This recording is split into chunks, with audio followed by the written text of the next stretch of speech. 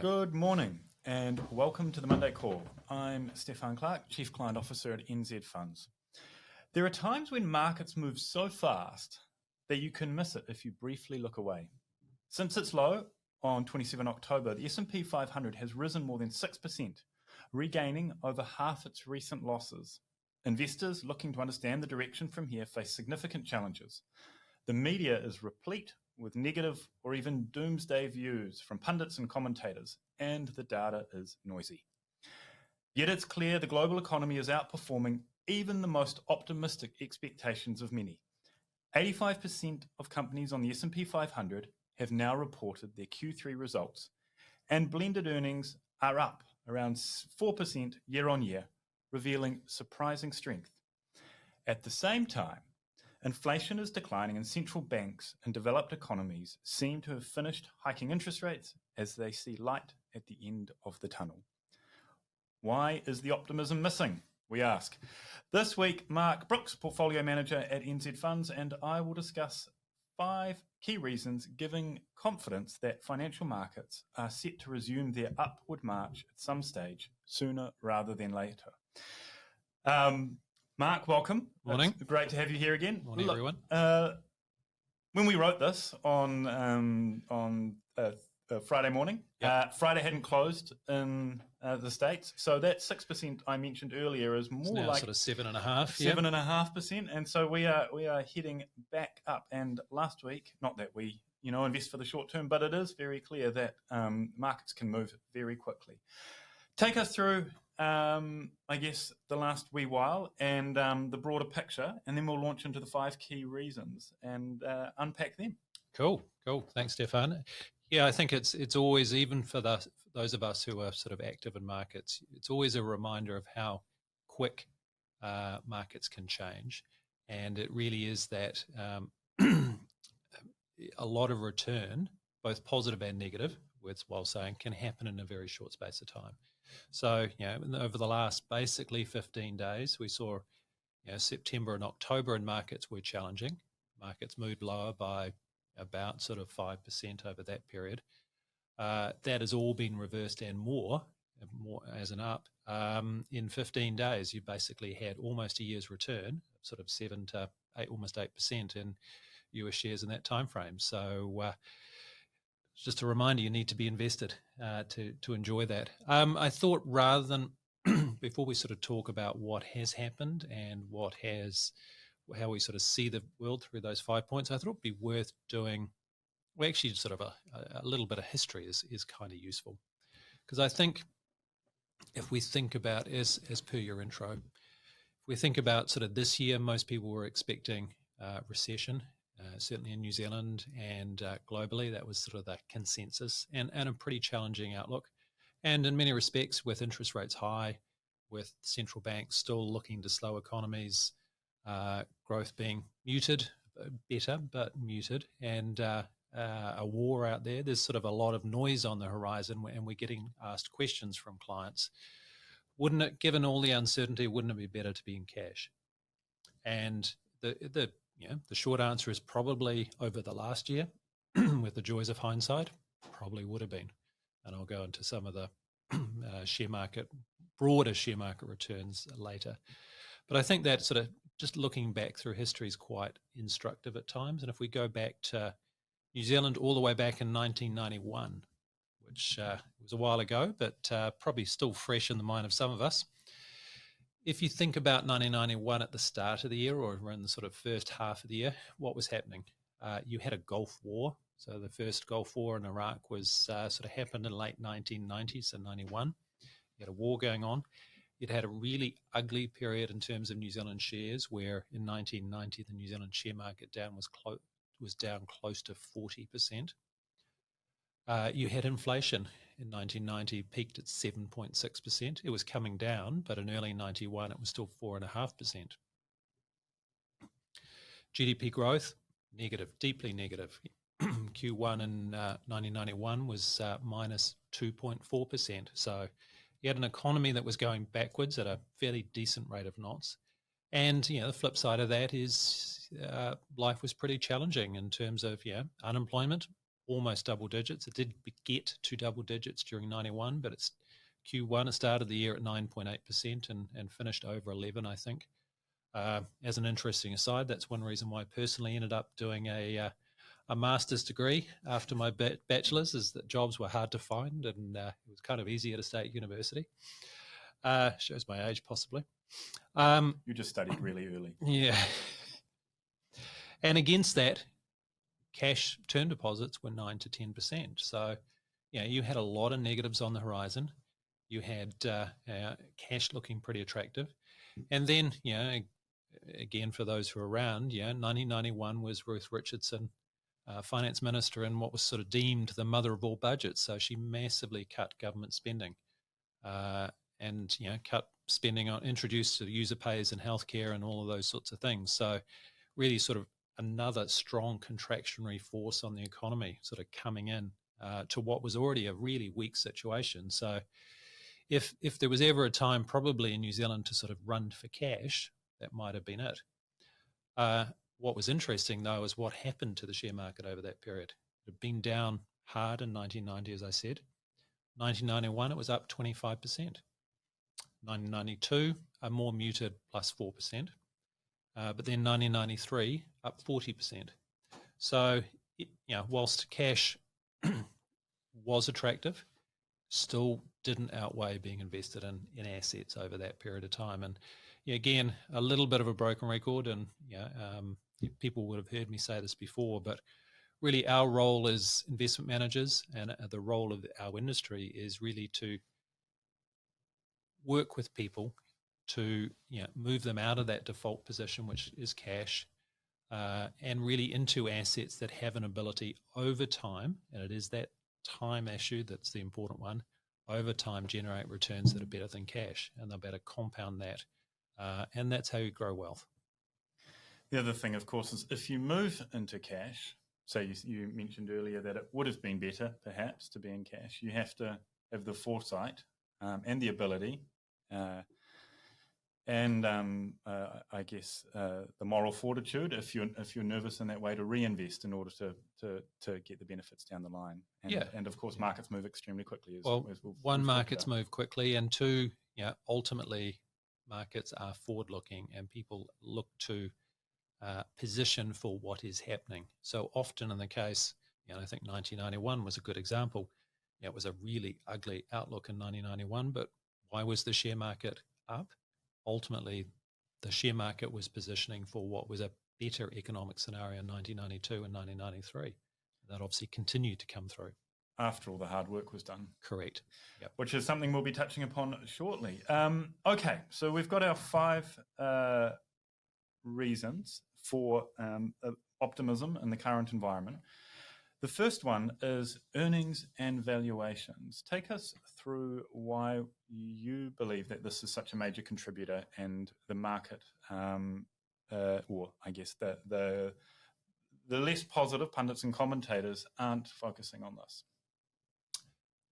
I'm going to attack this from a couple of different ways, if I can. Please. I think one of the, if we look back at the start of the year, is one of the things that, to be honest, even we missed as well, is that last year with interest rates rising, people very much viewed the mega cap stocks, the Microsofts, the Amazons, etc., as what you call long duration assets. Maybe not, and maybe it's Microsoft and Amazon, etc., are a bad example, but other tech companies where earnings were more likely to be large in the future than they are now. So with interest rates being super low previously, your need to discount those future earnings was much lower. So essentially $100 10 years' time was basically worth the same as it is today. Now, with interest rates being much higher, $100 in 10 years' time is worth less, because you get it discounted at, basically cash rates are 5 or 6%. So you can give less weight to money in the future. So that's sort of a long intro to say that people were very focused that technology companies were going to be very impacted by interest rates. And certainly last year they were. But in retrospect, what was missed is really, why have those companies done well over the last, really probably last decade? It's It's because they have remarkable earnings power. And in that respect, a lot of what has happened this year, and you've seen really quite stellar performance, what they call the sort of magnificent seven, those big mega cap stocks in the US, and it's really driven the market, is that the earnings power of those businesses has come through, even though growth has been better, but it's still been quite muted. And it was certainly a point one of our external managers has been making, Fisher Investments out of California. Caught up with them recently, and they made the point that from their point of view, the way they're very much what we'd call a top-down investor, a share market investor. So they look at the economic environment and the positioning of the market. And they're really saying that if you have a period where growth is muted, and their view is that, one, we've been in that for some time and still likely to be in that going forward, that you don't really want businesses that are dependent on economic growth because their earnings will be muted. But you want businesses on the flip side that have an ability to drive their own growth, and that's very much that tech space. So those earnings have been there, and that's really definitely kept up the market. At a wider level, though, again, I suppose if we think about where we were coming into this year, really the consensus was uniformly that it was going to be a tough year in terms of economic growth, and that earnings would be tough. And for the first, basically for the first half of the year, that was probably true. We've seen sort of US quarterly earnings have really sort of dropped for 3 quarters in a row, sort of end of 2022 and the first 2 quarters of 2023. The most recent earnings update is actually, on average, companies did pretty well. They're up earnings are now up about 4%, 4.5% year to date. So that's not particularly, that's a relatively positive outcome, especially in the situation where beneath the hood you've had a couple of sectors, things like energy. So obviously oil, they had massive earnings uplift in 2022. So they're coming off those very high numbers. So they've actually had some quite steep negative numbers. And equally, some of the materials companies, so steel and things like that, which again, because they're coming off the back of that COVID supply side squeezes, are actually seeing some negative numbers. So actually, in many respects, earnings are good. And if we look forward, probably these numbers will come down. But at the moment, expectations for next year are for US earnings to be up about 10% in 2024. So that's a pretty rosy number. I'm probably a little skeptical it's going to be that good, but that's not bad. So from an earnings standpoint, things are a lot's priced. I think people have priced in the negative news, and they're now being a little surprised by how good some of the earnings are coming through. Okay. And so that's very, I guess, US market centric, and that's obviously a major driver of global expansion and the economy worldwide. How does it translate to New Zealand particularly? Are you expecting similar earnings growth, or is it likely to be a bit more muted? Look, I think, again, coming back to that point that Fisher made between sort of earnings GDP dependent, economically dependent businesses and things like the tech companies, New Zealand is more of a GDP dependent share market. If you think about the names like your Meridians, even your Sparks and your Choruses, those sort of large cap names in New Zealand, a lot of the property companies, there is benefit if interest rates come down for some of those, but generally it is quite tied to how activity, the wider economic activity. So, we think generally a lot is priced in. The New Zealand share market has gone broadly nowhere for 4 years. So that is a reflection of the economy that's sort of, been working through a reset in interest rates and those sorts of aspects. But, because of that, we think there are pockets of opportunity. And, very much our mantra this year has been to be invested and to remain fully invested. So not to change our asset allocation much. It's been quite, quite fixed to being fully invested. but we still are quite active in our stock selection in terms of, both the work that Fisher and International are doing in California and MFS in Boston as our primary external managers, but also in terms of our New Zealand and Australian share portfolio, we are finding names, and we've talked before about sort of names like Ryman particularly, and other ones like Fletcher Building, or in Australia things like sort of ResMed and other businesses like that, which we think really have some really strong opportunities. Yeah, and the I guess the nature of the cash flow generating elements of the New Zealand share market is different from the US, and that we've got, it's more a New Zealand Inc. story. And exactly. Currently, we have incredible immigration numbers coming through, supporting obviously the ability for many companies to be able to sustain strong earnings. Okay, how does this all translate to valuations? Where are they at in the US and New Zealand? And what does that mean then for investors who are continuing to contribute and investing today, or currently obviously have portfolios and are thinking about, well, what's the direction of my portfolio from here? Yeah, I might take this in a slightly wider context rather than move away from shares for a little bit, but come back to that, is if we look at valuations generally, we would argue that, they're at least normal, if not quite, in some cases very cheap. And if we look at, clearly you're getting paid a lot more for cash, so that's a good starting point.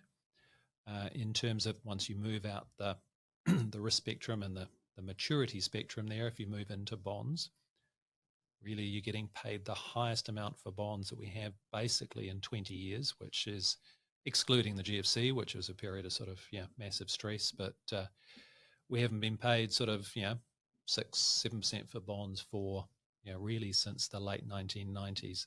So that's massively attractive from a valuation standpoint, and really means that that more conservative part of the portfolio, which has been a drag over the last couple of years, because either it wasn't earning much back in 1920, etc., or because interest rates have been moving up rapidly, and it's really sort of, you've had a capital loss on those assets. That flips around and they become really attractive assets to own, and actually brings back that stability aspect, and that if the world does end up being a more challenging place, those assets have a lot of ability to outperform as interest rates move lower. If I look at shares, generally at its wider sense, have tended to view that a bit like property here in New Zealand, because interest rates were super low in the wake of COVID, and because there was a lot of government spending, you definitely saw prices driven up a lot. 2020 was a very strong market for shares globally. Really a bit like the moves in the housing market. Big move up. You've had a period of quite painful adjustment. Clearly housing in different areas is down somewhere between, I suppose, sort of 5 and 20%, depending on which region. And you've seen that in share markets. And from that point of view, it definitely says that valuations generically are back close to sort of long-time norms. And I will have spoken about it before, but very much our mindset is we use a multiple concept. So how many times earnings are we paying? If a company's earning $100 a year and you're paying $1,000 for it, that means you're paying 10 times earnings. Now, generally, share markets trade on somewhere, depending on which market, somewhere around about sort of 20 times earnings. And after being much in the US case, much closer to 30 times or 30 plus times earnings, they're now back at sort of plus or minus 20 times. So we'd see that valuation being more normal. I think the challenge, to be frank, is looking at the types of valuations, because you really have a little bit of you actually have quite a large dichotomy in the US, especially. I'd sort of touched at the beginning is that if we think about returns this year, that generally actually cash has done pretty well. And in hindsight, if you were all in cash, that's probably been a good place to be. But people will say, well, US share market is up sort of, what was it, up sort of 14% as at sort of close on Friday for the year. that looks like a really good number, and it is a great number. But again, as I said, if we sort of look through some of the detail there, a lot of that has been very focused in those tech businesses. If we go to sort of a wider group of names, and we've talked probably before about the equally weighted S&P. So the normal S&P index is cap weighted. So basically puts the weight relative to the size of the business. So Microsoft, I don't know the number off the top of my head, but it's around about sort of a 5.5%, 6%. Apple much the same, likes them in Nvidia and Amazon, 3s to 4s. So they really do dominate where that market goes. If we look at it more broadly and say, well, we'll take all 500 names and just take 20 basis point weight, so they're all equal, that index is actually down this year. So again, that idea that the broader economy has been more muted. And you sort of see that with the likes of the Dow Jones index, the older sort of more industrially focused index, that's up sort of around about 2%. The New Zealand index is down about 2 this year. Australia's up just under 3. So from that point of view, potentially parts of the tech space valuations are high, but they're growing. The other side, valuations actually are pretty low in many cases. So that was probably a longer answer than you were. Well, it is really interesting because so much of it turns on how the index is put together. Correct. And if you're talking about whether the US economy is done, based on stock exchange prices, has done really well. One perspective of it is, the S&P 500 has done really well but as you say, the 7 companies are really driving that. And then the equal weighted, which is a fairer reflection, arguably, of as an indicator of the broader economy, doesn't look so good.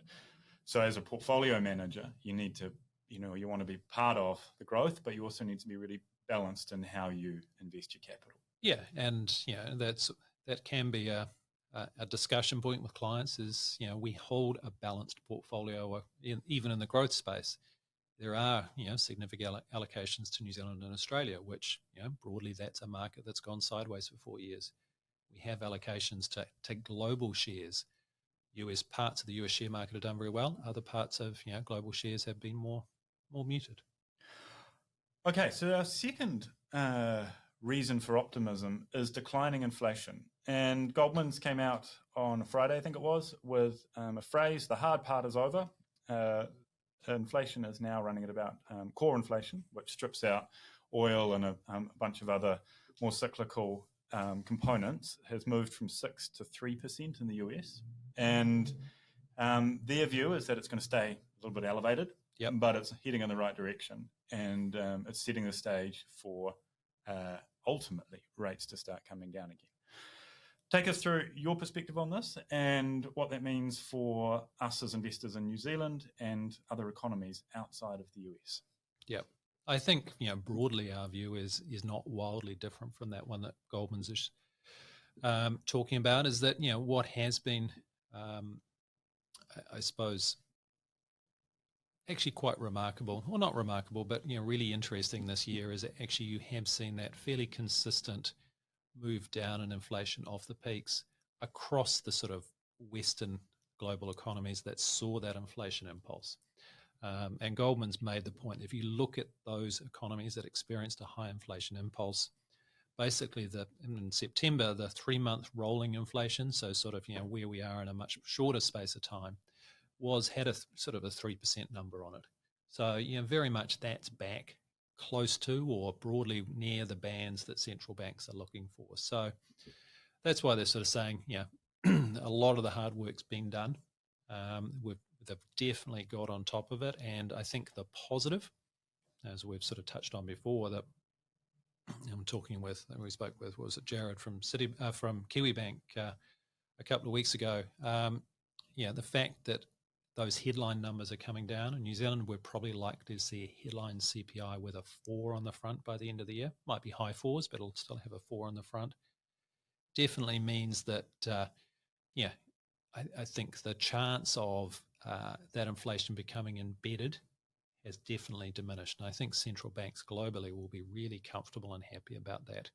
because again, and sort of I'll paraphrase Goldman's for this. They sort of asked the question, well, why has this inflation come down relatively quickly?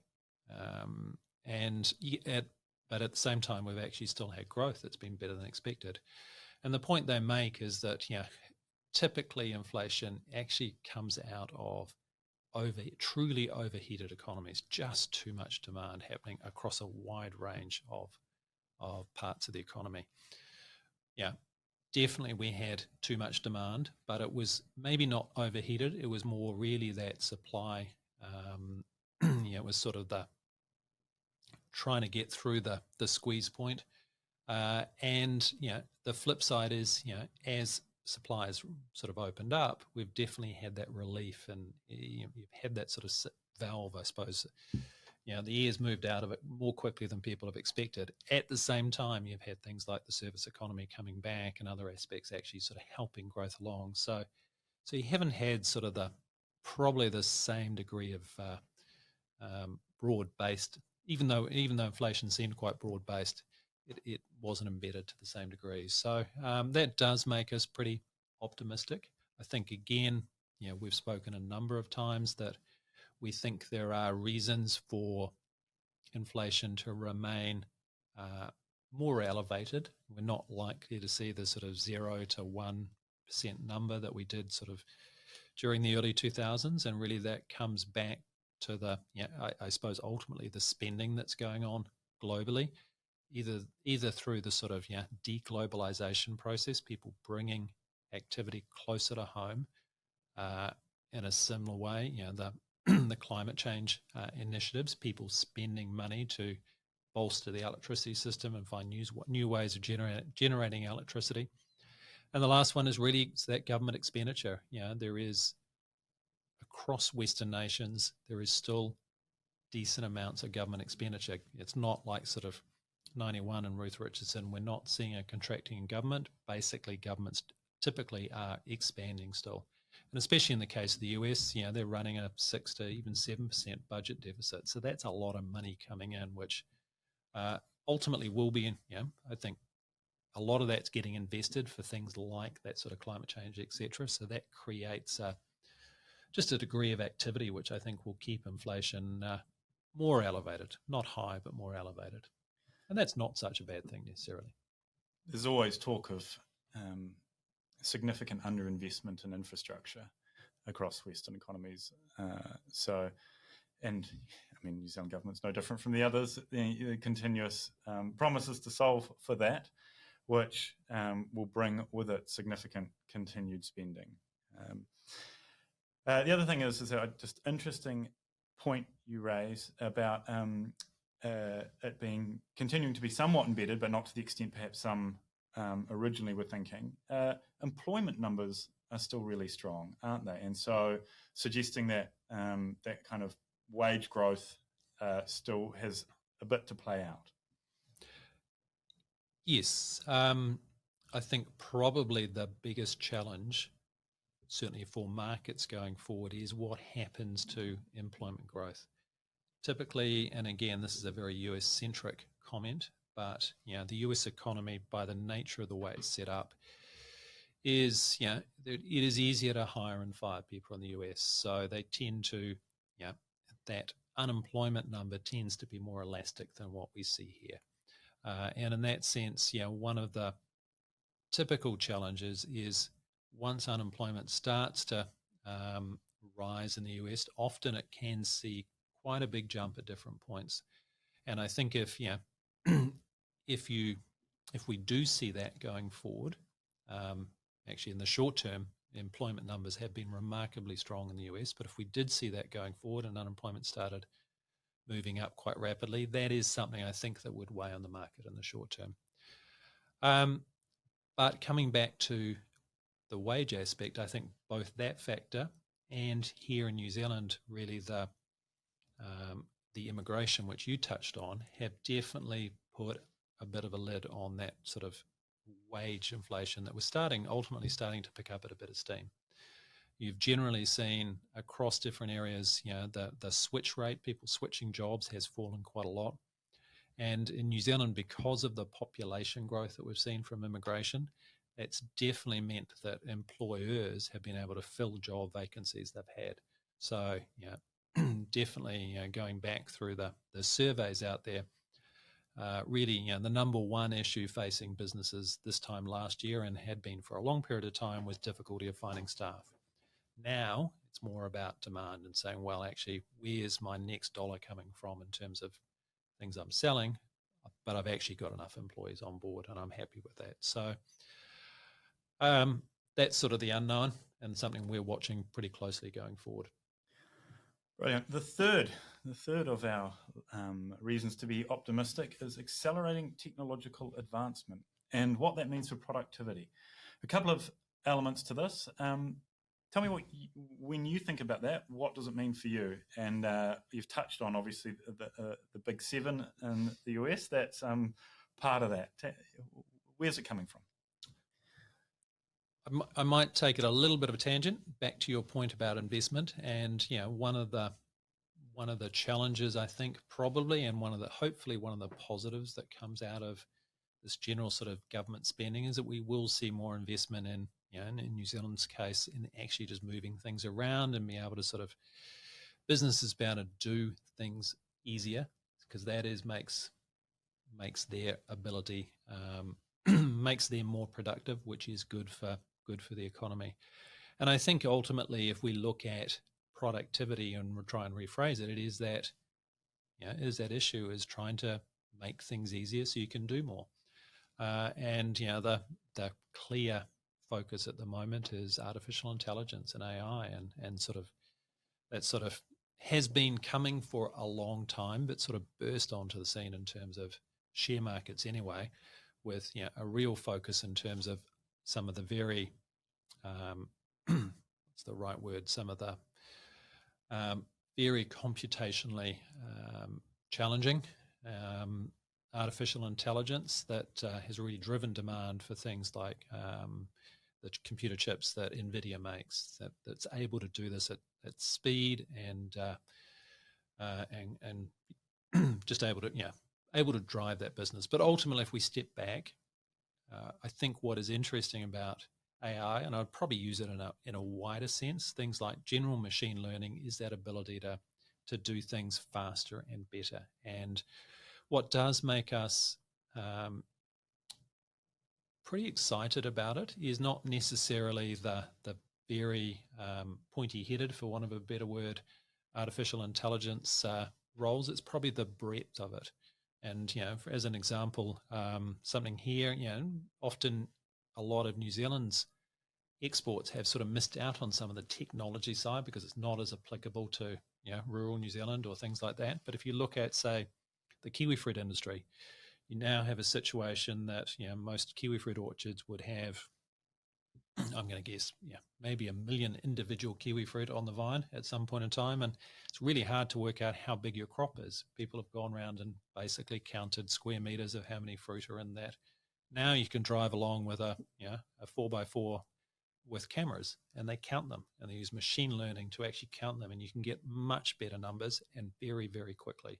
So from a productivity point of view, what's the benefit of that? Well, it probably says that you can focus your workforce on specific parts of that property to focus where you need it, and you can sort of, information gives you that ability. So I think it's not something that'll necessarily flow through this year, but as we go forward, and if you think about where the global economy's been over the last 10 years, think 10, 20 years, you had that impulse from China. China was bringing new product and cheap product, which in respect was certainly a deflationary force, but also possibly actually were a bit of a productivity gain because you got things faster and you didn't have to have inventory.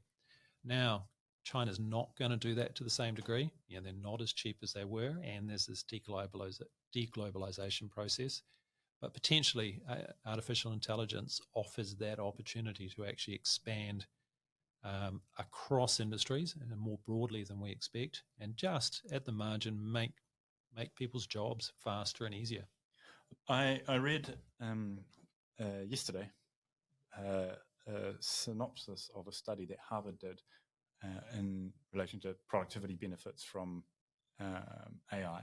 And what they did is they got two big teams from Boston Consulting Group, which is one of these huge mega consulting organizations like McKinsey, and instructed one team to use ChatGPT, and the other team were banned from using ChatGPT. And they said, whenever you can, you should use it, and and then the other group, obviously, you're not allowed to.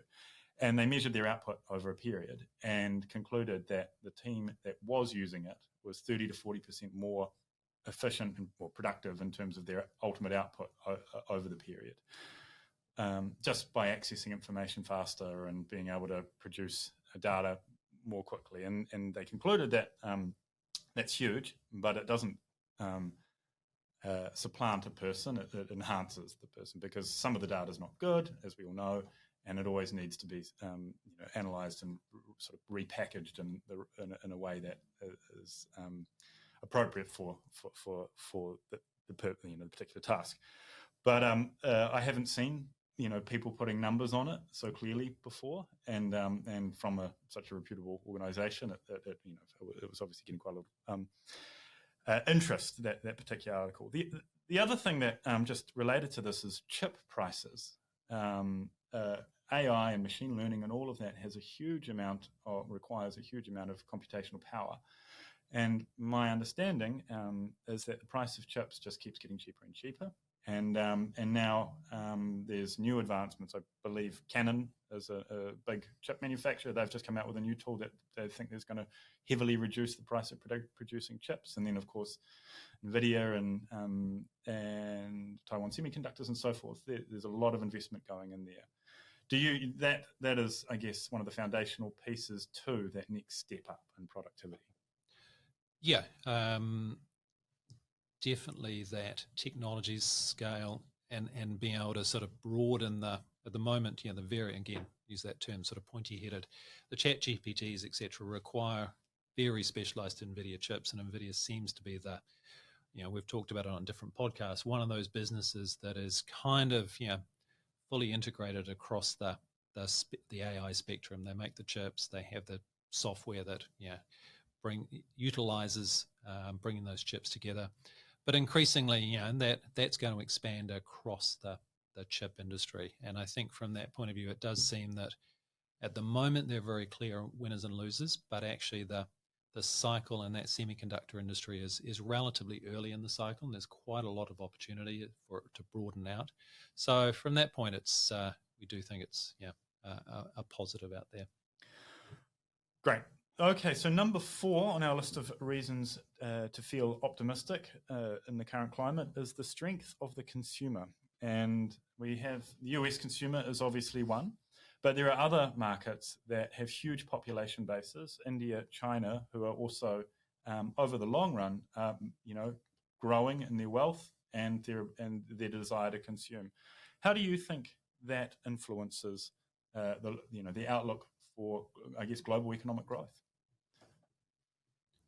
I think generally what has been remarkable this time around is Western consumers especially have actually had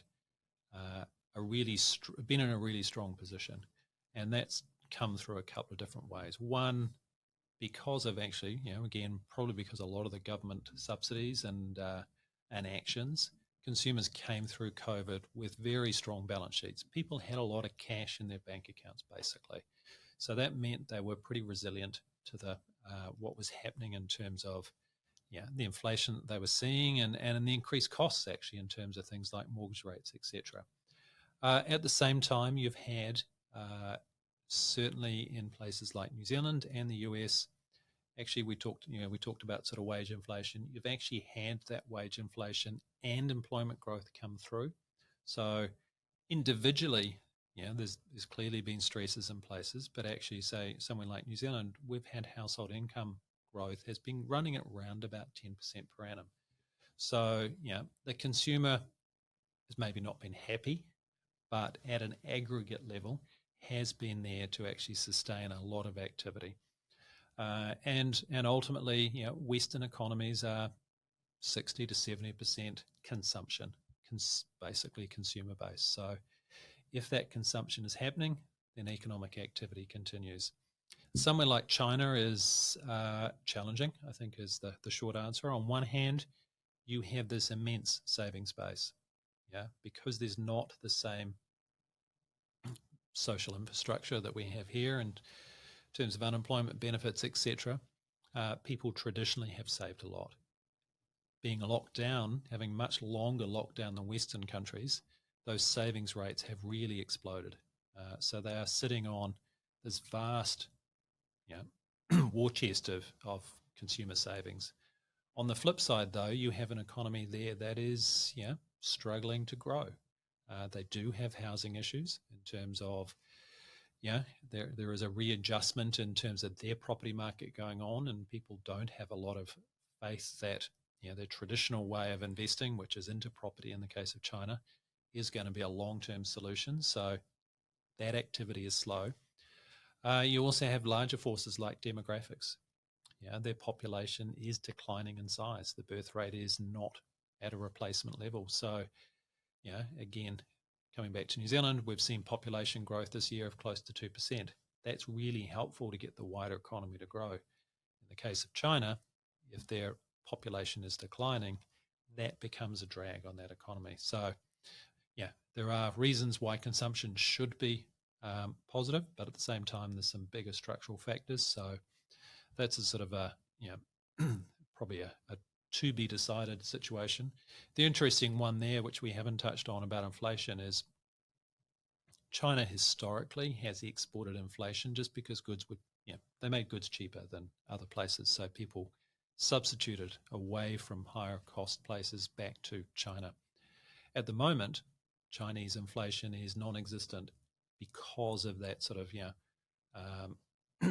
muted growth they're seeing there. So actually, what they call producer prices have been negative for some time. They've got disinflation in producer prices, and they've been skirting. They're back in it at the moment with CPI deflation. So, CPI there is basically zero to a small negative. So, if we think about global inflation, that's a big country that has got no inflation or disinflation. So, it's definitely going to help the inflation side.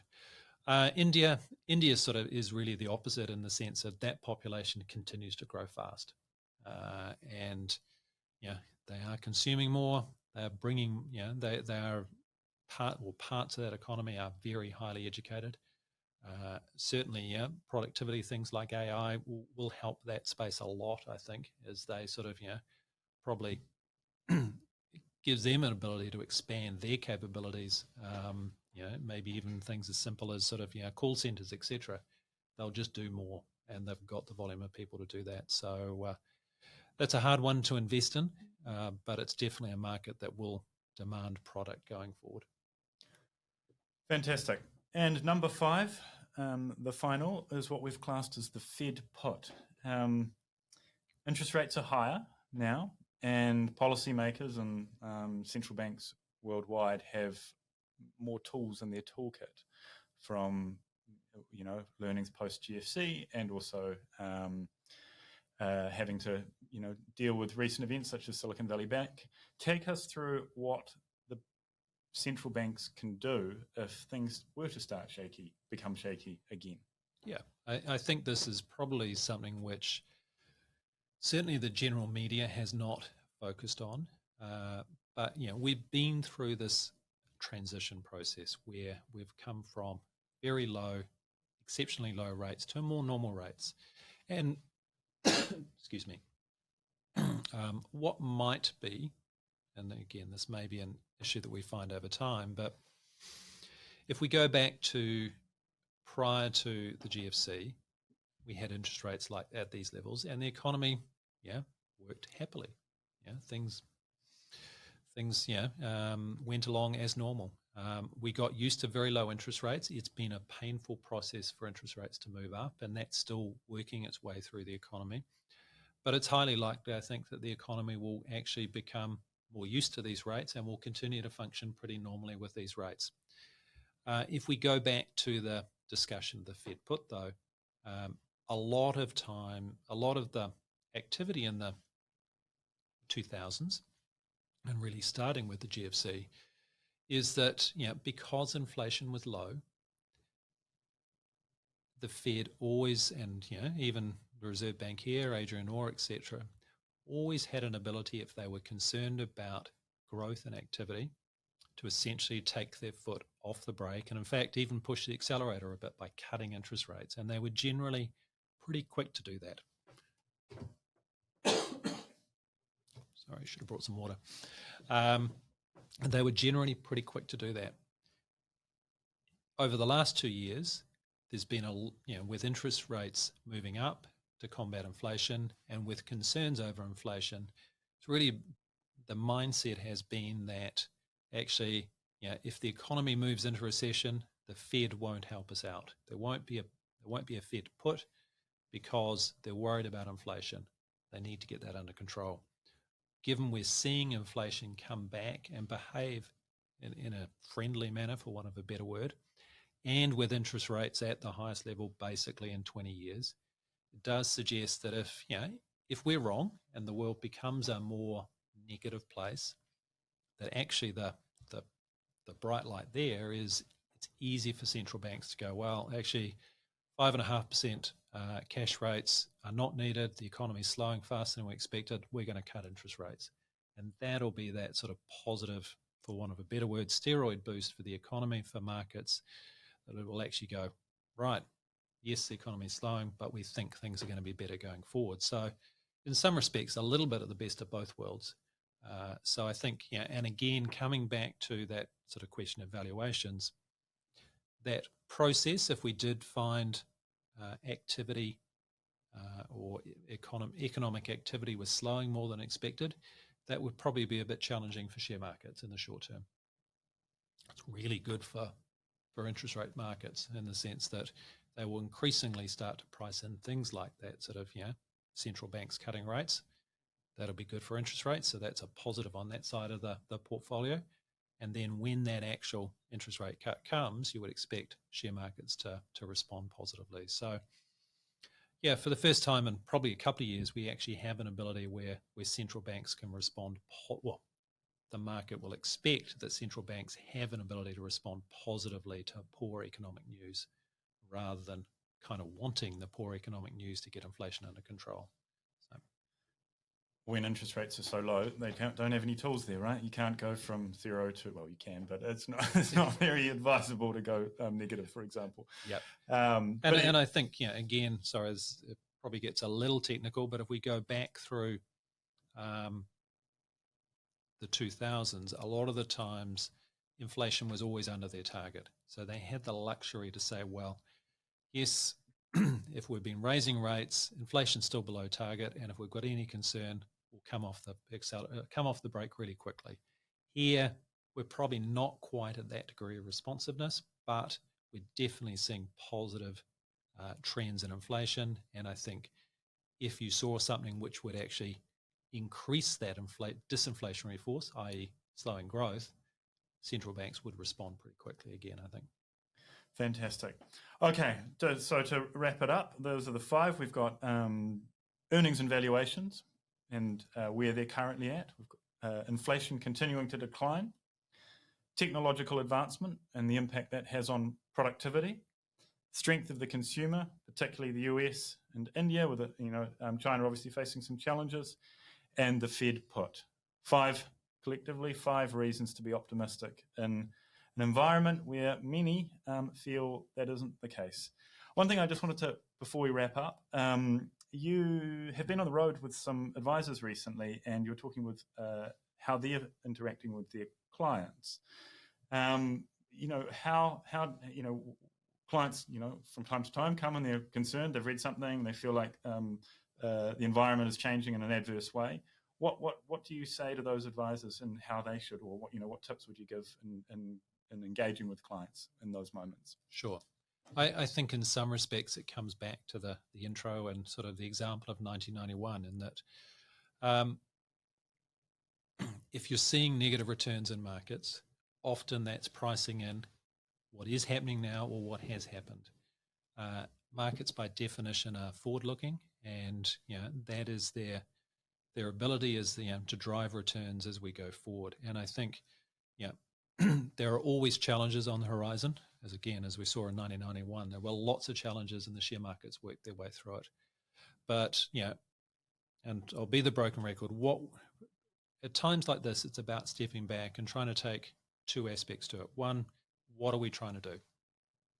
We're trying to stay out of cash and move into assets that over a longer time frame will drive return and actually capture those compound returns. So if you're able to do 7-8% per annum, that will double your investment over roughly a 10-year period. You can't do that in cash. Excuse me. So to do that, the other one is think about it from the flip side as well. One thing I've found interesting is, talking with clients, it can be challenging to talk through negative returns and why that's happened and why we're positive going forward. But if you really sort of think about that as certainly an advisor for a new client, you essentially flip all those discussions on their head and say, well, look, the share market in New Zealand has gone nowhere for 4 years. We have interest rates at very high levels. You can buy bonds cheaply. Shares, because they've gone nowhere for 4 years, are a good opportunity to invest now, and there will be a rocky road going forward. By definition, that's what you're taking on board when you invest in an asset which drives a higher return and has more volatility. But we know over longer time frames that you have an ability to grow wealth by being invested in those assets and staying with them. So that would be the mantra. Fantastic. And I'm mildly proud of us that we didn't talk about Bitcoin somehow up to this point, which has had an incredible year so far. And for advisors and clients who follow NZ Funds closely, we tend to have a very small slither in our growth portfolios of Bitcoin and other digital assets through time. A believer in being a genuine diversifier and providing a small opportunity there at the right level. And that's gone, I think, it's up 60-something% year to date. Yep. Again, the core of portfolios will be bonds and shares, and that is always going to be the case. But we do think, as part of a growth allocation in the share space, that you don't want, just like you don't want one share market, you want multiple share markets. You also want assets that have an ability to generate growth-like returns that are not shares. Now, at New Zealand Funds, we want those assets to be liquid and accessible. So we're not invested in private equity or things of that, or private property, etc. So we have focused on assets like commodities, small allocations to things like commodities, and small allocations to things like crypto assets like Bitcoin and Ether. What is really interesting, I think, this year in terms of Bitcoin is fundamentally at its heart, there are no more Bitcoin being produced. So it should have, it's a fixed asset. So there should be a scarcity aspect there. During the hype when it got to 60,000, really it was what you call a risk asset. It definitely followed the high tech stocks, moved, tech stocks went up and then down. Bitcoin did the same. This year, it's tended to march much more to its own, to a tune that's different from shares, and in many respects has acted more like gold. The relationship with gold has been much closer. So because it's got that scarcity, it does have many of the aspects of sort of a digital gold, and we think it is useful for clients in their growth strategy to have a small allocation to it. And we do think as we continue to move forward, you're seeing more allocations. ETFs in the US are likely to be signed off soon. That is a positive for that. Yeah. Okay. Well, it is, and it's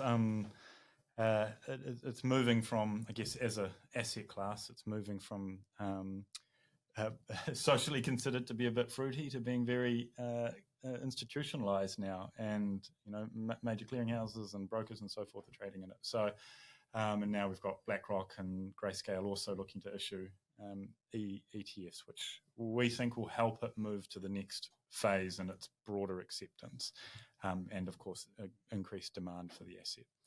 Right, Mark, thank you so much. My pleasure. Lots of 5 good reasons to be optimistic, and I hope you have a good week, and thank you everyone for joining us on the call. Thanks all.